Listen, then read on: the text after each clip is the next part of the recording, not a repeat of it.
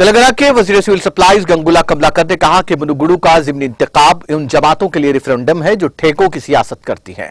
उन्होंने इल्जाम लगाया कि गुज़िश्ता इंतखाबात में कांग्रेस के टिकट पर कामयाबी हासिल करने वाले राजगोपाल रेड्डी, जिन्होंने बीजेपी में शमूलियत इख्तियार कर ली है, अवामी मसाइल को हल नहीं किए।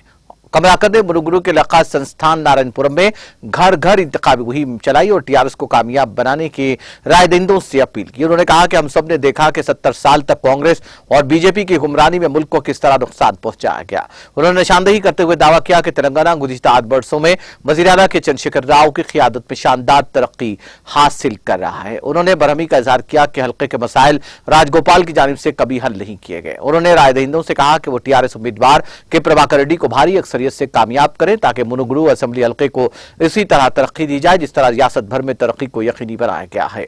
उन्होंने कहा कि ये इंतखाबात ऐसे उम्मीदवारों और पार्टियों के लिए रेफरेंडम होंगे जो खुद गर्जाना मफादात पर काम करते हैं।